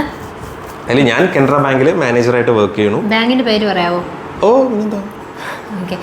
വിക്കേണ്ട് കാനറ ബാങ്കിൽ മാനേജറായിട്ട് വർക്ക് ചെയ്യുന്നു. ഞാൻ MBBS കഴിഞ്ഞു, ഡോക്ടറാണിപ്പോൾ. അപ്പോൾ ഞാൻ നാട്ടിൽ എൻ്റെ വീടിൻ്റെ അടുത്തുള്ള ഒരു CHCയിൽ ഒക്കെ വർക്ക് ചെയ്യുന്നുണ്ട്. അതുപോലെ തന്നെ വേറെ ഡ്യൂട്ടീസ് എടുക്കുന്നുണ്ട്. അപ്പോൾ അങ്ങനെ മാനേജ് ചെയ്ത് പോകുന്നു. ചേച്ചി ഏത് മെഡിക്കൽ കോളേജിലാണ് പഠിച്ചത്? പിന്നെ നിങ്ങൾ മാംഗ്ലൂർ എവിടെയായിരുന്നു? ചേട്ടൻ ഏത് ബാങ്കിലായിരുന്നു ജോബ്? അപ്പോൾ അതിൽ ആ ചോദ്യത്തിന് ഇപ്പോൾ വിക്കേടൻ പറഞ്ഞിട്ടുണ്ട്. വിക്കേടൻ കാനറ ബാങ്ക് മാനേജറാണ്. അപ്പോൾ ഞാൻ ഒരു MBBS ഡോക്ടറാണ്. ഞാൻ പഠിച്ചത് ഫോറിൻ മെഡിക്കൽ ഗ്രാജുവേറ്റ് ആണ്. അപ്പോൾ ഫോറിൻ മെഡിക്കൽ ഗ്രാജുവേറ്റായി എനിക്ക് ഇവിടെ ഇന്ത്യയിൽ ലൈസൻസ് എക്സാം ഉണ്ട്, ഫോറിൻ മെഡിക്കൽ ഗ്രാജുവേറ്റ് എക്സാമിനേഷൻ. അത് ഞാൻ പാസ്സായി. അങ്ങനെ ഞാനിപ്പോൾ ഒരു ലൈസൻസ്ഡ് മെഡിക്കൽ പ്രാക്ടീഷണർ ഇൻ ഇന്ത്യയാണ്. പിന്നെ വേറൊരു കാര്യം പറയാനുള്ളത്, ഒരു ഡേ ഇൻ മൈ ലൈഫ് ഞാൻ ഇട്ടിട്ടുണ്ടായിരുന്നു. അപ്പോൾ ആ ഡേ ഇൻ മൈ ലൈഫിൽ ഇപ്പോൾ കുറച്ച് കമൻറ്റ്സ് വന്നിട്ടുണ്ട്, ചൈന ഡോക്ടർ അല്ലേ എന്ന്. സത്യം പറഞ്ഞാൽ ഈ ചൈന ഡോക്ടേഴ്സ് അല്ലേ, കുറച്ച് വ്യത്യാസം ഉണ്ടെങ്കിൽ നമ്മുടെ ഇവിടുത്തെ പ്രിവെൻറ്റീവ് ആൻഡ് സോഷ്യൽ മെഡിസിൻ എന്ന് പറയുന്ന സബ്ജക്റ്റ് മാത്രമാണ് കുറച്ച് ഡിഫറെൻ്റ് ഉള്ളത്. അതുപോലെ തന്നെ ലോസ്, നമ്മുടെ ഇന്ത്യൻ ലോസ് നമ്മൾ കുറച്ച് പഠിച്ചിരിക്കണം. ഇവിടെ ഇന്ത്യൻ പ്രൊഫഷണൽ അതായത് മെഡിക്കൽ കോഴ്സ് ചെയ്യുമ്പോൾ അവിടെ നമ്മൾ ഇന്ത്യൻ ലോസിൻ്റെ സെക്ഷൻസോ ഐ പി സി സെക്ഷനൊന്നും പഠിക്കുന്നില്ല. ഇതാണ് കുറച്ച് ഡിഫറൻസ് എന്ന് പറയുന്നത്. പിന്നെ ലൈസൻസ് എക്സാമിനേഷനിലോട്ട് വരുമ്പോൾ ഈ ചൈന ഡോക്ടേഴ്സൊക്കെ എന്തോ ഭയങ്കര വലിയൊരു വെറുതെ കാശ് ചിലവാക്കി പഠിക്കുന്നവരാണ് എന്നൊക്കെയാണ് നിങ്ങളുടെ ചിന്താഗതി. പക്ഷെ അങ്ങനെയല്ല. ഞങ്ങളുടെ ഒരു ഇതെന്ന് പറയുന്നത്, പണ്ട് ഞാൻ കോളേജ് ജോയിൻ ചെയ്ത സമയത്ത് നമ്മുടെ മാർക്ക് പെർസെൻറ്റേജ് മതി അഡ്മിഷൻ എടുക്കാനായിട്ട്. ഇപ്പം അങ്ങനെയല്ല, ഇപ്പം നീറ്റ് പാസ്സാവണം, അങ്ങനെ കുറച്ച് ക്രൈറ്റീരിയസ് മാറി വന്നു. അതുകൊണ്ടാണ് ചോദ്യം ചോദിച്ചിട്ടുണ്ടായിരുന്നു, നീറ്റ് എങ്ങനെയാണ് ചേച്ചി ക്രൈറ്റീരിയസ്. അപ്പോൾ ഇപ്പോഴത്തെ ക്രൈറ്റീരിയ എനിക്ക് അറിയത്തില്ല. അങ്ങനെ ആ സമയത്ത് പെർസെൻറ്റേജ് ബേസിസിലായിരുന്നു അഡ്മിഷൻ കിട്ടിയിരുന്നത്. അപ്പോൾ എവിടെ പഠിച്ചാലും നമ്മളിപ്പോൾ ഇവിടെ നമ്മൾക്കൊരു ലൈസൻസ് എക്സാമിനേഷനുണ്ട്. ചൈന MBBSനും അതുപോലെ റഷ്യൻ MBBS, ഉക്രൈൻ, ഇതിനൊക്കെ ലൈസൻസ് എക്സാം ഇവിടെ മസ്റ്റാണ്. ലൈസൻസ് എക്സാം പാസ്സായാൽ മാത്രം പോരാ, 1 ഇയർ കമ്പൽസറി ഇൻറ്റേൺഷിപ്പും കൂടെ ഇവിടെ എടുത്തിരിക്കണം. അങ്ങനെയാണ്. അപ്പോൾ നമ്മളും ഒരു സ്ട്രഗിൾ പീരീഡിൽ കൂടെയാണ് പോയിക്കൊണ്ടിരിക്കുന്നത്. ഈ FMG പാസ്സാവുന്ന പെർസെൻറ്റേജ് തന്നെ വെറും 10% ആണ്. അപ്പം നിങ്ങൾക്ക് മനസ്സിലാക്കാൻ പറ്റും എന്ത് ടഫ് എക്സാമാണ് അതെന്ന്. അപ്പോൾ അതും ക്ലിയർ ചെയ്ത് നമ്മൾ വരുമ്പോഴത്തേക്കും നിങ്ങൾ ചൈന MBBS അല്ലേ, നിങ്ങൾ റഷ്യൻ MBBS അല്ലേ എന്നൊക്കെ പറയുന്നത് സത്യം പറഞ്ഞാൽ ഞങ്ങൾക്കത് കുറച്ച് വിഷമമുണ്ടാക്കുന്ന കാര്യമാണ്. ഞങ്ങളും പേഷ്യൻസിനെ ട്രീറ്റ് ചെയ്യുന്നുണ്ട്. നമ്മൾ ഇന്ത്യൻ മെഡിക്കൽ സ്റ്റുഡൻസിൻ്റെ കൂടെ തന്നെയാണ് ഇൻറ്റേൺഷിപ്പ് ചെയ്യുന്നത്. അപ്പോൾ അവിടെ പേഷ്യൻസ് ഇരിക്കുമ്പോൾ പേഷ്യൻസിന് അറിയത്തില്ല ചൈന പഠിച്ച ഡോക്ടർ ഏതാണ്, ഇന്ത്യയിൽ പഠിച്ച ഡോക്ടർ ഏതാണ് എന്നൊന്നും അറിയത്തില്ല. അപ്പോൾ എന്തിനാണ് ഇങ്ങനെ ഡിസ്ക്രിമിനേഷൻ എന്ന് മാത്രമേ എനിക്ക് പറയാനുള്ളൂ. അല്ല, അതിൻ്റെ ഒരു ബേസിക് കാര്യം എന്താ വെച്ചാൽ, ഇപ്പോൾ ഏതൊരു കാര്യത്തിന് നമ്മൾ എടുക്കുമ്പോൾ ഇപ്പോൾ ഞാനിപ്പോൾ ഡിഗ്രി ഭാരതീയ യൂണിവേഴ്സിറ്റിയിൽ പഠിച്ചു. ഞാൻ ബാങ്കിൽ മാനേജറായിട്ട് വർക്ക്, എനിക്ക് ഡിഗ്രി മാത്രമേ ഉള്ളൂ, PG ഇല്ല. ബട്ട് എൻ്റെ ഇപ്പോൾ ഓഫീസറായാലും ഇപ്പം എൻ്റെ പെർട്ടിക്കുലർ അല്ല, എൻ്റെ കൂടെ വർക്ക് ചെയ്യുന്ന ഇപ്പോൾ എൻ്റെ ക്ലറിക്കൽ ജോബിലുള്ളവരൊക്കെ ആയിരിക്കും MSc ഇതെല്ലാം ഉണ്ടാവും. കാലിക്കറ്റ് യൂണിവേഴ്സിറ്റിയിൽ അവർ അന്ന് +2 നല്ല highest മാർക്കായിട്ട് ഉണ്ടാവും. ബട്ട് ബേസിക്കായിട്ട് ബാങ്കിൽ ജോലി കിട്ടണമെന്നുണ്ടെങ്കിൽ എനി ഡിഗ്രി അവിടെ കാലിക്കറ്റ് യൂണിവേഴ്സിറ്റി ആണെങ്കിൽ നീ ഫ്രണ്ട് സീറ്റിലിരിക്കും, അല്ലെങ്കിൽ നീ മറ്റേലാണെങ്കിൽ നീ ഡയറക്റ്റ് അങ്ങനെയൊന്നുമില്ല. അപ്പോൾ എല്ലാത്തിനും നമ്മൾ എലിജിബിലിറ്റി ക്രൈറ്റീരിയ നമ്മൾ ഫുൾഫിൽ ചെയ്യേണ്ടതെന്ന് മാത്രമേ ഏതൊരു പ്രൊഫഷനും ഉള്ളൂ. അപ്പോൾ അതിൽ ഞാനിപ്പോൾ ആസ് എ മാനേജർ ഞാനിപ്പോൾ ഇവിടെ ഇരിക്കുമ്പോൾ എന്ന് വെച്ചാൽ ചിലവർക്ക് ഒരു പർട്ടിക്കുലർ ആംബിഷൻ ഉണ്ടാവും. ഇപ്പോൾ എനിക്കിപ്പോൾ ഇവളുടെ കാര്യം എടുത്തു കഴിഞ്ഞാൽ ഇവൾക്ക് MBBS തന്നെ എടുക്കണമെന്നുണ്ട്. അപ്പോൾ ഇവിടെ നമ്മൾ എൻട്രൻസ് എഴുതുമ്പോൾ നല്ല മാർക്കുള്ളവർക്ക് MBBS കിട്ടും, അല്ലാത്തവർ BDS BMS ഇങ്ങനത്തെ വരുന്ന അനുസരിച്ചിട്ട് പോകുമ്പോൾ കുറേ പേര് അവരുടെ ആംബിഷൻ മാറ്റും. ഓക്കെ, ആയുർവേദം നാട്ടിൽ പഠിക്കാൻ അങ്ങനെ വരും. ചിലവർക്ക് ഈ പർട്ടിക്കുലർ ആംബിഷൻ ആകുമ്പോൾ അവർക്ക് വേറെ ഓപ്ഷൻ ഇല്ല. ഇപ്പോൾ നാട്ടിൽ പഠിക്കുകയാണെന്നുണ്ടെങ്കിൽ ഇപ്പോൾ MBBS പഠിക്കുകയാണെങ്കിൽ ഇപ്പോൾ ഫീസ് എടുക്കാം, ഡൊണേഷൻസ്. ഇപ്പോൾ ബാങ്ക് ജോലി, അപ്പോൾ സർട്ടൻ മാനേജർ അല്ലേ, ലോണിൻ്റെ പെർട്ടിക്കുലർ നമ്മൾ എടുക്കണമെന്നുണ്ടെങ്കിൽ ഇപ്പോൾ ബേസിക്കായിട്ട് നമ്മൾ പറയാം 4 lakh വരെ 7.5 lakh വരെ നമ്മൾ വിത്തൗട്ട് മോർഗേജ് കൊടുക്കുള്ളൂ. അപ്പോൾ എല്ലാവർക്കും ഈ ഒരു ഇപ്പോൾ 10 ലക്ഷം 25 ലക്ഷത്തിൻ്റെ ഇപ്പോൾ നാട്ടിൽ കമ്പാരിറ്റീവ്ലി above 50 to 1 crore എന്തായാലും MBBS എടുക്കും. ഫീസ് അല്ല അവിടെ ഫീസ് അല്ല, കാരണം വെച്ചാൽ ഇവിടെ ഡൊണേഷൻ ഇവിടെ കൂടുതലുള്ളതുകൊണ്ടും അത് ബാങ്ക്സിന് ഫൈനാൻസ് ചെയ്യാൻ ഒരിക്കലും പറ്റില്ല. ഡൊണേഷൻ നമുക്ക് ഫൈനാൻസ് ചെയ്യാൻ പറ്റില്ല. പിന്നെ മീൻസ് ഇക്വലന്റ് മോർഗേജ്, അതായത് അതിനുള്ള ആധാരം ഇതെല്ലാം കൊടുക്കണം. അപ്പോൾ അത് എല്ലാ ഫാമിലീസിലും ഉണ്ടാവണമെന്നില്ല. അപ്പോൾ പിന്നെ അത്രയും പലിശ, ഇപ്പോൾ ബാങ്ക് ജോലി മീൻസ് എഡ്യൂക്കേഷൻ അത്രയ്ക്ക് ഇൻട്രസ്റ്റ് ഉണ്ടല്ലോ. അപ്പോൾ നമ്മളുടെ പർട്ടിക്കുലർ ആംബിഷൻ നമുക്ക് ഫുൾഫിൽ ചെയ്തു, അല്ലെങ്കിൽ നമ്മൾ അത്രയും ഗോൾ ഉണ്ടെന്നുണ്ടെങ്കിൽ അത് ചൈനയല്ല റഷ്യയല്ല എവിടെ വേണമെങ്കിൽ നമുക്ക് പഠിക്കാം. നമ്മുടെ ആ ഒരു ആംബിഷൻ ഇപ്പോൾ നമ്മുടെ അബ്ദുൽ കലാം പറഞ്ഞ മാതിരി dream comes into thought. അല്ല, അത് ഞാൻ എൻ്റെ എല്ലാ സബ്സ്ക്രൈബേഴ്സിനും ഒരു എക്സാമ്പിളായിട്ട് പറയുകയാണെന്നുണ്ടെങ്കിൽ ഇപ്പോൾ എൻ്റെ ലൈഫ് ഇവളുടെ ലൈഫായിട്ട് നിങ്ങൾക്ക് ലൈഫിൽ ഒരു എക്സാമ്പിളായിട്ട് എടുക്കാൻ പറ്റും. അതായത് ഇപ്പോൾ 2 രീതിയിലുള്ള ആൾക്കാരുണ്ടാവും. അപ്പോൾ ആഫ്റ്റർ +2, ഇപ്പോൾ ആഫ്റ്റർ 10th എനിക്കൊരു 67 സംതിങ് മാർക്ക് ഉണ്ടായിരുന്നുള്ളൂ. ഒരാൾ ഒരു ഫോക്കസോടെ പോകണു, ഞാൻ എന്ത് കിട്ടിയാലും സന്തോഷം എന്നുള്ള പോകണു. അപ്പോൾ ആ ഒരു ഇതിൽ എൻ്റെ ലൈഫ് എക്സാമ്പിളായിട്ട് ഞാൻ പറയുകയാണ്. അത് നിങ്ങൾക്ക് ചിലപ്പോൾ ഒരു മോട്ടിവേഷൻ ചിലപ്പോൾ തന്നൊന്നും വരാം. കാരണം എന്താ വെച്ചാൽ ഇവളിപ്പോൾ പർട്ടിക്കുലറായിട്ട് MBBS, ഇപ്പോൾ ഇവളുടെ ലൈഫ് എടുക്കുകയാണെങ്കിൽ പർട്ടിക്കുലറായിട്ട് MBBS പോകണം. അപ്പോൾ +2 കഴിഞ്ഞു, 10th കഴിഞ്ഞു, സയൻസ് ഗ്രൂപ്പിന് എടുക്കണം. സയൻസ് ഗ്രൂപ്പ് എടുത്തു, ബയോളജി തന്നെ എടുത്തു. അത് കഴിഞ്ഞ് എൻട്രൻസ് ആണ് അവൻ്റെ ഫോക്കസ്. അപ്പോൾ എൻട്രൻസിന് PC തോമസ് കോച്ചിങ് പോകണം. ഇങ്ങനെ ആ ഒരു ഒരൊറ്റ ലൈനേ ഉള്ളവർക്ക്. എനിക്ക് സത്യം പറഞ്ഞാൽ എനിക്ക് 10th പാസ്സായ സമയത്ത് എനിക്ക് മാത്സിന് 99% മാർക്ക് ഉണ്ടായിരുന്നു. പക്ഷേ അപ്പോൾ എൻ്റെ അച്ഛൻ ദുബായിൽ വർക്ക് ചെയ്യായിരുന്നു. അപ്പോൾ എഞ്ചിനീയറിംഗ് ആയിരുന്നു. കുറച്ച് പേര് അച്ഛന് പറഞ്ഞിട്ടുണ്ടായിരുന്നു, അതായത് മോളെ എഞ്ചിനീയറിംഗ് വിടാം, അതല്ലേ നമുക്ക് നല്ലതെന്ന്. പക്ഷേ എൻ്റെ അച്ഛനും എനിക്കും ഒരേ ഒരു ആഗ്രഹം MBBS ആയിരുന്നു. അത് മാത്രമല്ല, ഞാൻ PC സാറിൻ്റെ അവിടെ കോച്ചിങ്ങിന് പോയി. അപ്പോൾ എൻ്റെ മാർക്ക് അനുസരിച്ച് എനിക്കൊരു ആയുർവേദം ആ ലെവലാണ് എനിക്ക് എത്തിയിട്ടുണ്ടായിരുന്നത്. ബട്ട് എനിക്ക് ആ സ്ട്രോങ് ഡിസിഷൻ ഉണ്ടായിരുന്നു MBBS തന്നെ എനിക്ക് എടുക്കണമെന്ന്. അപ്പോൾ അതിന് മുന്നിലൊരു വിലങ്ങുന്നടി പോലെ FMG കിടപ്പുണ്ട്. നമ്മുടെ ആ ജേർണിയിൽ എന്ന് പറയുന്ന FMG ക്രൈറ്റീരിയ. അപ്പോൾ നമ്മൾക്ക് ആ വിക്കറ്റം പറഞ്ഞ പോലെ നമുക്ക് ആ ഒരു ഗോൾ അത് ക്രാക്ക് അതല്ല, ഞാൻ സിമ്പിളായിട്ട് പറയുകയാണെങ്കിൽ ഞാൻ പറഞ്ഞല്ലോ 2 രീതിയിലെ ആൾക്കാർ ഇപ്പോൾ ഇത്ര വലിപ്പിച്ചു എന്ന് പറയുന്നത്, അതായത് ഒരു ഗോളായിട്ട് പോകണം. ഇപ്പോൾ എനിക്ക് പർട്ടിക്കുലർലി ആംബിഷ്യസ് അല്ലായിരുന്നു. അത് എൻ്റെ ഒരു ബാക്ക് ബെഞ്ചർ, ഒരു ബിലോ ആവറേജ് സ്റ്റുഡൻസ് എന്നൊക്കെ പറയില്ല. ഇപ്പോൾ 10ാം ക്ലാസ് ഞാൻ പറഞ്ഞു, 10ാം ക്ലാസ്സിൽ എനിക്ക് കുറച്ച് മാർക്ക് ഉണ്ടായിരുന്നു. അത് കഴിഞ്ഞിട്ട് എന്തെടുക്കണം എന്ന് അറിയാത്തതുകൊണ്ട് സയൻസ് ഗ്രൂപ്പ്, കുറച്ച് പേര് സയൻസ് ഗ്രൂപ്പ് പറഞ്ഞപ്പോൾ സയൻസ് ഗ്രൂപ്പ് എടുത്തു. സയൻസ് ഗ്രൂപ്പ് എടുത്ത് നോക്കിയപ്പോഴാണ് ദൈവമേ രണ്ട് സബ്ജക്റ്റിലാകെ ഞാൻ തോൽക്കുന്നുള്ളൂ, മാത്സ് സയൻസിൽ ഫിസിക്സ് കെമിസ്ട്രി ബയോളജി. കഷ്ടിച്ച് എങ്ങനെയൊക്കെയോ പാസ്സായി. അതൊക്കെ എങ്ങനെ പാസ്സായെന്ന് ദൈവത്തിന് അറിയാം. എനിക്ക് എപ്പോഴും കെമിസ്ട്രിയിലോ ബയോളജിയിലൊക്കെ ഞാൻ എന്താ പഠിച്ചതെന്ന് ഒന്നും അറിയില്ല, എന്തൊക്കെയോ ബയോട്ട് ചെയ്ത് പഠിച്ചാണ്. എന്നിട്ട് അത് കഴിഞ്ഞിട്ട് എൻ്റെ ഇത് പറഞ്ഞു കഴിഞ്ഞാൽ ഞാൻ നേരെ BCA bachelor of computer application, ഒരു ബന്ധമില്ലാണ്ട് ബയോളജിയിൽ നേരെ കമ്പ്യൂട്ടർ ആപ്ലിക്കേഷൻ എടുത്തു. അവിടെ പോയിട്ട് കഷ്ടിച്ച് എങ്ങനെയൊക്കെ അതും പാസ്സായി. പക്ഷേ അരിയേഴ്സ് ഒന്നും ഇല്ലാതെ തന്നെ ഡിഗ്രി പാസ്സായി. ശ്രീനാരായണ ഗുരു കോളേജിൽ പഠിച്ചു. അത് കഴിഞ്ഞിട്ട് എല്ലാവരും കുറേ പേര് പറഞ്ഞു MBA എടുക്കാമെന്ന്. ഓക്കെ, അത് നിങ്ങൾ ഫോക്കസ് ചെയ്യണം. അപ്പോഴും എനിക്ക് ജീവിതത്തിൽ എന്താണെന്ന് അങ്ങനെ ഒന്നുമില്ല. MBA എടുത്താലും ജോലി കിട്ടുക. ഓക്കെ, എന്നാൽ MBAക്ക് പോയി. MBA മുഞ്ചിയെ ആയി പോയതുകൊണ്ട് അവിടെ നിന്ന് MBA എൻ്റെ ഡിസ്കണ്ടിന്യൂ ചെയ്യേണ്ടി വന്നപ്പോൾ അച്ഛൻ പറഞ്ഞു ഇങ്ങനെ വെറുതെ ഇരിക്കണതിന് വല്ല ബാങ്ക് കോച്ചിങ്ങിന് പൊക്കൂടെ എന്ന് പറഞ്ഞപ്പോൾ അത് പറയുമ്പോഴാണ് ഒരു ക്വസ്റ്റ്യൻ ഉണ്ടായിരുന്നത്, how to prepare for bank examination. ഈ ഇത്രയും വലിപ്പിക്കണം എന്താ വെച്ചാൽ അത് കുറേ ചോദ്യങ്ങളുടെ ഉത്തരവാട്ടോ. അതിൻ്റെ ഇടയിലെല്ലാം ഉള്ളത് എങ്ങനെയാണ് ഏട്ടൻ ബാങ്ക് കോച്ചിങ്. ഇതിപ്പോൾ പണ്ട് ഞാൻ പഴയ ലിപിയാണ്. 2012 ഞാൻ ബാങ്കിൽ, 2011 ഞാൻ ബാങ്കിൽ കയറി. അപ്പോൾ ആ സമയത്ത് ഇത്ര കോമ്പറ്റീഷനില്ല. ഇപ്പോൾ ഭയങ്കര കോമ്പറ്റീഷനാണ്. അപ്പോൾ ആ സമയത്ത് ഞാൻ പറഞ്ഞതെന്ന് വെച്ചാൽ എനിക്കപ്പോൾ ഇവർക്ക് പറഞ്ഞു കഴിഞ്ഞാൽ ഒറ്റ റൂട്ടാവുള്ളൂ. എൻ്റെ ലൈഫിൽ എടുക്കുമ്പോൾ എനിക്ക് മൾട്ടിപ്പിൾ റൂട്ട്സാണ്. എനിക്ക് ഏതെടുത്താലും സന്തോഷം. കാരണം എൻ്റെ അൾട്ടിമേറ്റ് ജോലി കിട്ടിയാൽ മതി, അത്രയേ ഉള്ളൂ. ഇത് ഓക്കെ, ഒബ്വിയസ്ലി ഇങ്ങനത്തെ ആംബിഷ്യസ് തന്നെ ആയിരിക്കും നിങ്ങളുടെ ലൈഫിൽ ഒരു ഫോക്കസ്ഡ് ആയിരിക്കണം. ബട്ട് അതിലൊരു ഡ്രോബാക്ക് എന്താ വെച്ച് കഴിഞ്ഞാൽ നമുക്ക് ഇത് കിട്ടിയിട്ടില്ലെങ്കിൽ നമ്മൾ ഭയങ്കര ഇമോഷണലി വീക്കായി പോവും, നമ്മൾ ആകെ ഡിപ്രസ്ഡ് ആയി പോവും, അല്ലെങ്കിൽ അങ്ങനത്തെ ഒരു ഇതും. എൻ്റെ കാര്യത്തിൽ ഇത് കിട്ടിയില്ല എനിക്ക് ഓക്കെ, അടുത്തത് ഇത് കിട്ടിയില്ലെങ്കിൽ അടുത്തത്. അപ്പോൾ മൾട്ടിപ്പിൾ ഇതുണ്ട്. ലൈഫ് പീസ്ഫുൾ ആയിരുന്നു സത്യം പറഞ്ഞാൽ. എൻ്റെ ഒരു ലൈഫിൽ എനിക്ക് എൻ്റെ ഒരു ജോലി എത്തണ വരെ എനിക്ക് പീസ്ഫുൾ. കാരണം എനിക്ക് എന്ത് കിട്ടിയാലും കുഴപ്പമില്ല, അവസാനം ശമ്പളം കിട്ടിയാൽ മതി എന്നുള്ളൂ. അതായിരുന്നു എൻ്റെ ഒരു ഇത്. അത് ഞാൻ എനിക്ക് മനസ്സിലാക്കാൻ കാര്യം എന്ന് വെച്ചാൽ ഞാൻ എൻ്റെ KVയിലാണ് ഞാൻ പഠിച്ചത്. അപ്പോൾ KVയിൽ ഇപ്പോൾ ഒരു പഴയ ബാച്ചായിട്ട് കുറേ പേര് ഗ്രൂപ്പ് ഫോം ചെയ്തപ്പോൾ എൻ്റെ ക്ലാസ്സിലെ ടോപ്പേഴ്സൊക്കെ ഇന്ന് ജോലിക്ക് അവർക്ക് സ്ട്രഗിൾ. കാരണം അവർ ഒരേ ഫോക്കസിൽ പോകുമ്പോൾ ഇഫ് യു ഫെയിൽഡ്, നിങ്ങൾ തോറ്റ് കഴിഞ്ഞാൽ പിന്നെ നിങ്ങൾക്ക് തിരിച്ചു വരാൻ ഒരു വഴിയുള്ള നിങ്ങളുടെ ഏജ് കഴിഞ്ഞിട്ടുണ്ടാവും, എല്ലാം കഴിഞ്ഞിട്ടുണ്ടാവും, കുറേ നഷ്ടങ്ങളുണ്ടാവും. നമ്മൾ അന്നും ഇന്നും ഒക്കെ അടിച്ചു പൊളിച്ച് പോകണമുണ്ട്, സുഖമായിട്ട് ഇങ്ങനെ പോകുന്നു. പിന്നെ ഞാൻ എപ്പോഴും പറയണു, എന്താണ് എൻ്റെ റൂട്ട് ചൂസ് ചെയ്യുക. എന്നിട്ട് നമ്മൾ മനസ്സിൽ കിട്ടാത്ത, പണ്ട് അച്ഛൻ പറയില്ല നീ ഒരു ഡോക്ടർ ആവണേ പറഞ്ഞപ്പോൾ അതുപോലെ ഡോക്ടറെ നോക്കി സെറ്റാക്കുക. എന്നിട്ട് അവളുടെ ഭാര്യയാക്കിയിട്ട് ഡോക്ടറിൻ്റെ ശമ്പളം നമ്മുടെ ശമ്പളം മേടിക്കുക. അതെങ്ങനെയുണ്ട് അതാണ് നമുക്ക് ഡോക്ടർ ആകാൻ പറ്റില്ല. ഡോക്ടറിനെ സെറ്റാക്കി റൂട്ടാക്കി വളച്ച്. ചിലർക്ക് ഒരു ഡ്രീം കാണും, പക്ഷേ ആ ഡ്രീം അച്ചീവ് ചെയ്യാൻ ശ്രമിക്കുക, അത് മാത്രമേ ഞാൻ പറയത്തുള്ളൂ. അപ്പോൾ മാർഗമല്ല, ലക്ഷ്യമാണ് പ്രധാനം. അതാണ് ഞാൻ പറയുന്നത്. Journey is not important, destination is not important. Journey എന്തുകൊണ്ട് എന്ന് വെച്ചാൽ നമ്മൾ മാർഗമല്ല, മലയാളത്തിൽ പറഞ്ഞാൽ മതി, മാർഗമല്ല ലക്ഷ്യമാണ് പ്രധാനം. നമ്മൾ ആ ലക്ഷ്യത്തോടുകൂടി നമ്മൾക്ക് അതവിടെ എത്തിച്ചേരണം എന്നുണ്ടെങ്കിൽ ഉറപ്പായിട്ടും നിങ്ങൾ എത്തിച്ചേർന്നിരിക്കും. പിന്നെ ഇന്ന്